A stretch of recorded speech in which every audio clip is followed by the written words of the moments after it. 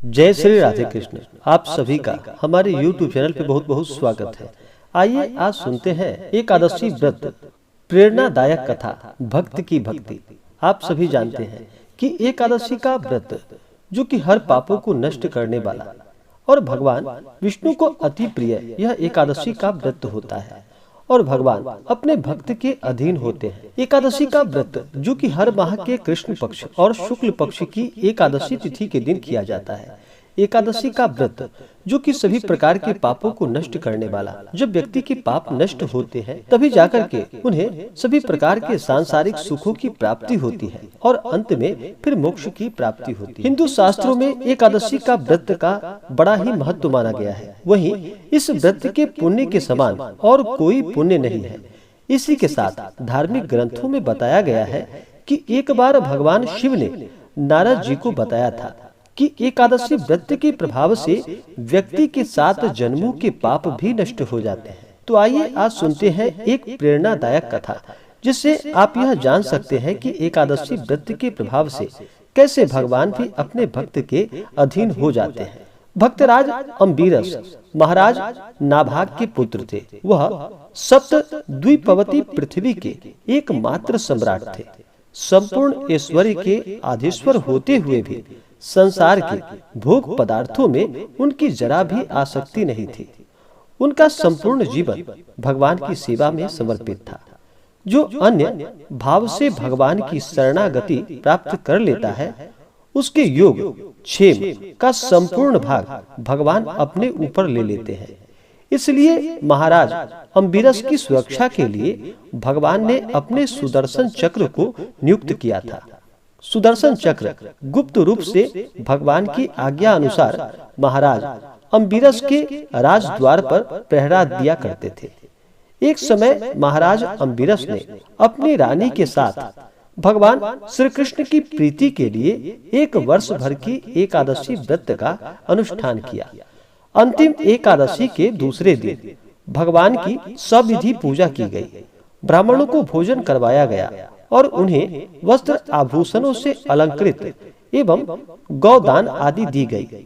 तदंतर राजा अम्बीरस पारण की तैयारी कर ही रहे थे कि अचानक महर्षि दुर्वासा अपने शिष्यों के साथ उनके यहाँ पधारे।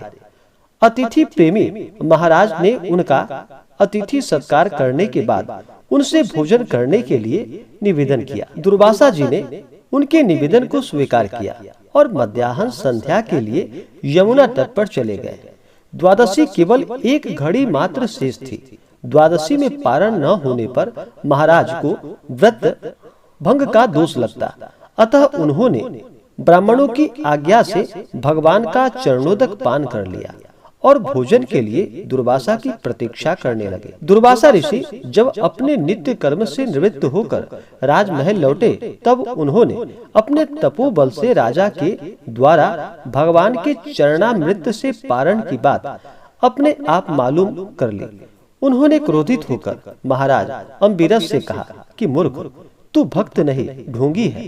तूने मुझ अतिथि को निमंत्रण देकर भोजन कराने से पहले ही भोजन कर लिया, इसलिए मैं कृत्या के द्वारा अभी तुझे नष्ट कर देता हूँ। ऐसा कहकर उन्होंने अपने मस्तक से एक जटा उखाड़कर पृथ्वी पर पटकी, जिससे कालाग्नि के समान एक कृत्या उत्पन्न हुई। वह भयानक कृत्या तलवार लेकर अम्बीरस को मारने के लिए दौड़ी। उसके अम्बीरस तक पहुंचने के पूर्व ही भगवान के सुदर्शन चक्र ने उसे जलाकर भस्म कर दिया। फिर कृत्या को समाप्त करके सुदर्शन चक्र मारने के लिए दुर्वासा का पीछा किया। दुर्वासा अपनी रक्षा के लिए तीनों लोकों और 14 भुवन भटके, किंतु भगवान और भक्त के द्रोही को किसी ने आश्रय और अभयदान प्रदान नहीं किया। अंत में दुर्वासा भगवान विष्णु के पास गए। भगवान ने भी उससे कहा कि मैं तो भक्त के अधीन हूँ, मैं भी आपकी रक्षा करने में असमर्थ हूँ। आपकी रक्षा का अधिकार तो केवल अम्बीरस को ही है, अतः आपको उन्हीं की शरण में जाना चाहिए। अंततः दुर्वासा ऋषि व्याकुल होकर अम्बीरस की शरण में चले गए और पहुँचते ही उन्होंने अम्बीरस के चरण पकड़ लिए अम्बिरस उनकी प्रतीक्षा में तभी से थे। अम्बिरस उनकी प्रतीक्षा में तभी से खड़े थे जब से चक्र ने उसका पीछा किया था। उन्होंने सुदर्शन चक्र की स्तुति की और दुर्वासा को क्षमादान दिलाया। यह है भगवान की भक्ति की शक्ति और एकादशी व्रत का प्रभाव। दुर्वासा भगवान की भक्ति की शक्ति को प्रणाम करके अम्बिरस का गुणगान करते हुए तपस्या के लिए वन को चले गए। इस प्रकार से जो भी सच्ची श्रद्धा के साथ अपने भगवान की सेवा करते हैं, भगवान विष्णु की आराधना करते हैं, एकादशी का व्रत करते हैं, भगवान प्रेम से वशीभूत होकर अपने भक्त के अधीन हो जाते हैं। तो आशा करता हूँ कि जानकारी आपको अच्छा लगा हो। ऐसे ही ज्ञानवर्धक जानकारियाँ प्राप्त करने के लिए हमारे इस चैनल पे अगर आप नए हैं तो चैनल को लाल बटन दबा करके सब्सक्राइब करें, साथ में बेल आइकन घंटी को दबाएं ताकि वीडियो का नोटिफिकेशन आपको समय से मिलता रहे। वीडियो को लाइक करें, शेयर करें, सुखी रहें और स्वस्थ रहें। जय श्री राधे कृष्ण। धन्यवाद।